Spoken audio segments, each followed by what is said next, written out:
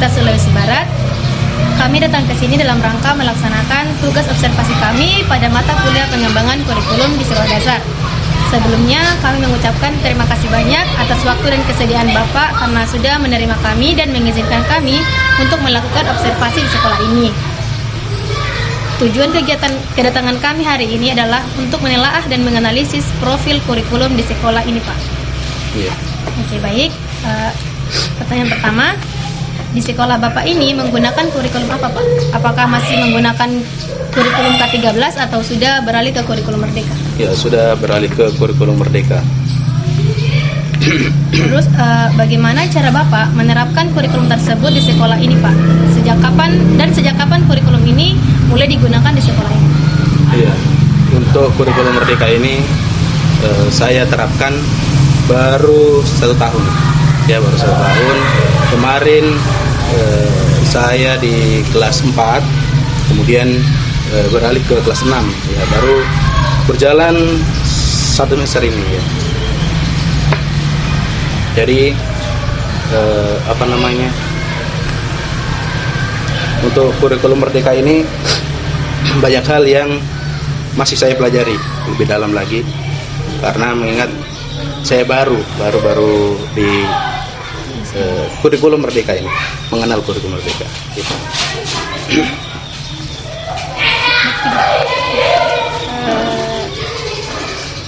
Pertanyaan selanjutnya, Pak, bagaimana proses pelaksanaan kurikulum di sekolah ini mulai dari perencanaan, pelaksanaan hingga penilaian pembelajaran?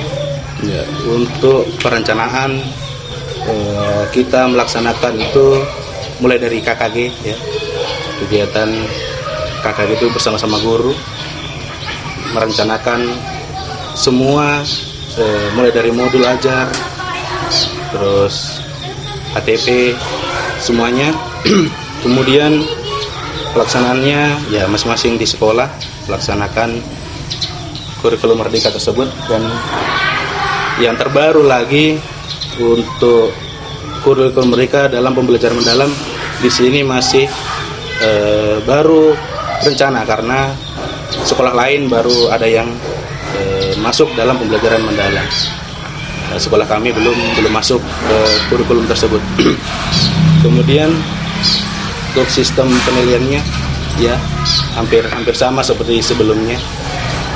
Penilaiannya ada asesmen sumatif, kemudian ada ANBK, asesmen berbasis nasional, berbasis komputer. Mungkin itu ya. Terus strategi apa yang digunakan di sekolah ini yang dikaitkan dengan capaian pembelajaran pada saat melakukan proses pembelajaran? Coba ulangi. Strategi apa yang digunakan yang dikaitkan dengan capaian pembelajaran pada saat proses pembelajaran? Strateginya saya lebih ke berdiferensiasi ya, karena di dalam kelas itu ada beberapa siswa yang tingkat kemampuannya berbeda-beda, maka saya pribadi menggunakan pendekatan pembelajaran itu berdiferensiasi. Jadi sesuai dengan apa minat dan kemampuan siswa tersebut ya, dikelompokkan. Terus apakah ada kendala yang sering dihadapi saat melaksanakan kurikulum yang sesuai dengan ATP? Kalau kendalanya ya mungkin semangat dari minat belajar siswa juga ya, semakin merupakan tantangan untuk guru, karena sekarang itu minat dan kemampuan siswa itu untuk belajar itu agak kurang. Jadi ya mungkin itu kendalanya. Jadi bagaimana kita bisa membuat strategi lebih baik lagi ya, supaya kemampuan juga minatnya belajar siswa juga meningkat gitu. Selanjutnya, Pak, apa saja alasan utama sehingga di sekolah ini menggunakan kurikulum merdeka karena sampai sekarang ini juga Pak masih ada juga sekolah yang menggunakan kurikulum K13. Ya. Jadi alasannya? Alasan paling utama itu ya sesuai dengan anjuran dari pemerintah. Kita mau tidak mau harus melangkah ke kurikulum merdeka karena mau tidak mau kita harus siap dengan kurikulum yang terbaru dari regulasinya dari pemerintah. Terus Pak, bagaimana caranya sekolah menerapkan nilai-nilai Pancasila dalam proses pembelajaran, khususnya di kurikulum merdeka ini? Kalau dalam kurikulum merdeka penerapannya ya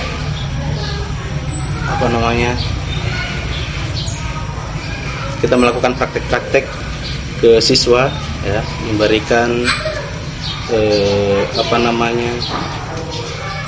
penjelasan maupun praktek paling utama itu ke nilai-nilai Pancasila yang ada. Bagaimana dia mampu mengamalkan nilai-nilai yang terkandung di situ. Kemudian kita juga di sekolah itu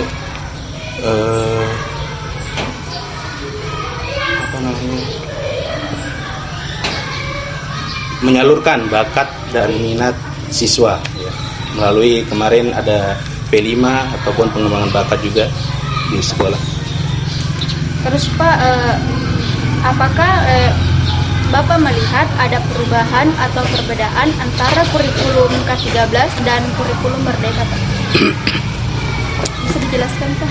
Ya, kalau saya pribadi, saya belum pernah menginjak ke K13. Saya masuk itu langsung ke kurikulum merdeka ya. Kalau dilihat-lihat ya perbedaannya sangat drastis ya.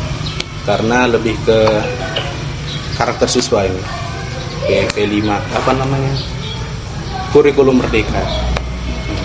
Berarti siswa kita lebih memperhatikan ke siswa, membangkitkan siswa bagaimana belajarnya supaya mereka bisa berpikir kritis, kreatif ya gitu. Kalau saya pribadi. Izin sebentar Pak, izin enggak. Terus apa contoh kegiatan P5 yang pernah dilakukan di sekolah ini? Kemarin P5 yang terrealisasi belum ada kemarin ya, belum ada karena selalu berbenturan. Kemarin kurikulum merdeka itu diangkat dari kelas 1 sama kelas berapa kemarin? Kelas 3, kelas 2, kelas 3. Nah, baru bertahap lagi kelas 2 ke kelas 5 dan terakhir kelas kelas 3 dan 6. Jadi 1, 4, 2, 5 terus 3, 6. Nah, saya baru pegang itu dan belum terrealisasi kemarin P5 nya. Kemudian kalau pengembangan bakat ya alhamdulillah ada.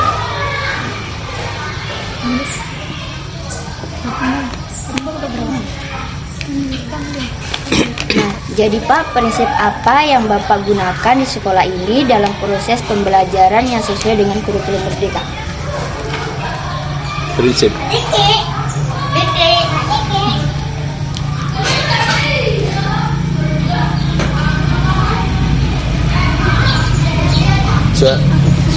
Prinsip apa yang Bapak gunakan di sekolah ini dalam proses pembelajaran yang sesuai dengan kurikulum merdeka?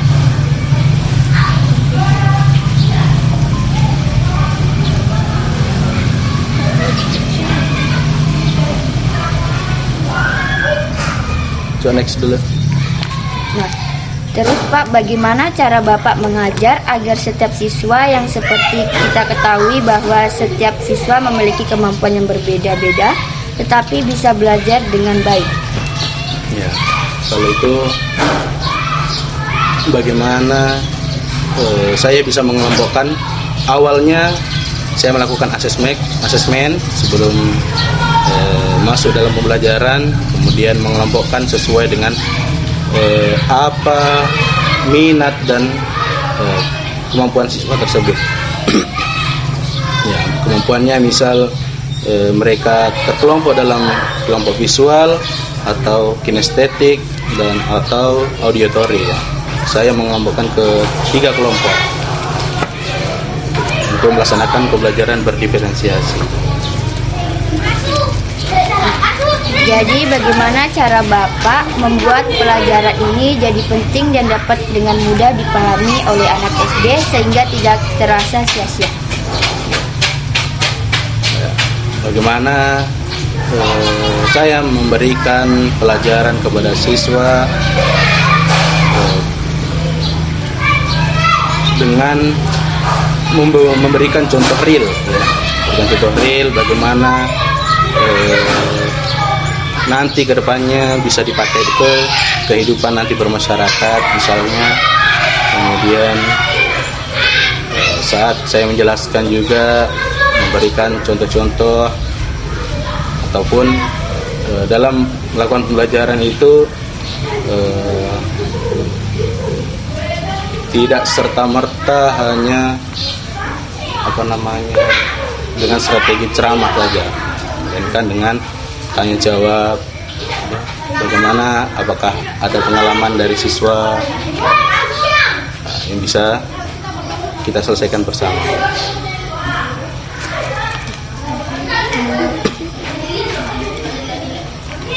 Terus Pak, pertanyaannya lagi, bagaimana cara Bapak memahami perbedaan antara tujuan pembelajaran dan capaian pembelajaran dalam kurikulum Merdeka? Ya, untuk membedakan capaian pembelajaran dan tujuan pembelajaran. Capaian pembelajaran itu nilai-nilai yang saya ingin capai.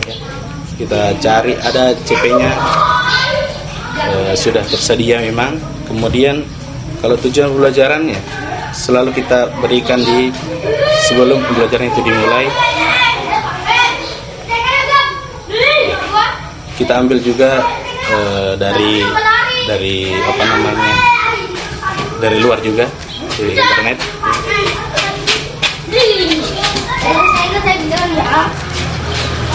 Pak, bagaimana Bapak tahu kalau bahwa siswa tersebut sudah berhasil mencapai target belajar? Nah, caranya supaya kita tahu bahwa anak itu sudah mencapai target belajarnya, ya dengan melakukan asesmen nanti di akhir sumatif, ataupun kita bisa lihat nanti saat ulangan atau semester ya. Semester kita bisa tahu bagaimana pembelajaran yang sudah kita berikan tadi, yang kemarin-kemarin sudah dimengerti atau belum. Ya, apakah target belajar yang ada sudah cocok sesuai dengan kemampuan peserta didik di kelas? Ya, kalau masalah cocoknya target, saya rasa sudah, ya alhamdulillah sementara ini berjalan ya sudah sesuai dengan targetnya. Siswa gampang mengerti, mudah mengerti sekarang ya. Pak, apakah Bapak menggunakan dokumen capaian pembelajaran sebagai acuan dalam menyusun tujuan pembelajaran? Iya, saya menyusun juga tujuan pembelajarannya dari dokumennya sesuai dengan aturan. Selanjutnya, apakah alur tujuan pembelajaran digunakan sebagai dasar dalam menyusun modul ajar? Ya, ATP itu sudah terbentuk, kemudian kita memang harus memodifikasi tadi itu modul ajar untuk kita bisa berikan nanti jadi panduan untuk belajar ke siswa. Terus Pak, bagaimana Bapak menyusun dan melaksanakan capaian pembelajaran serta alur tujuan pembelajaran? Apakah CP dan ATP tersebut tidak sendiri yang susun Pak, secara individu atau bersama-sama Pak? Ya, kalau saya berkolaborasi dengan guru dan juga keluarga saya. Terus apakah ada kendala tertentu saat menyelesaikan CP dan ATP tersebut dengan kondisi siswa di kelas? Ya, kalau dilihat kendalanya dalam penyusunan itu ya kita sesuaikan dengan siswanya juga. Apakah nantinya mampukah ini siswa dengan tujuan pembelajaran tersebut? Apa harapan Bapak ke depannya terhadap pengembangan kurikulum merdeka dan pembentukan karakter siswa di sekolah ini Pak? Ya, harapannya ya, semoga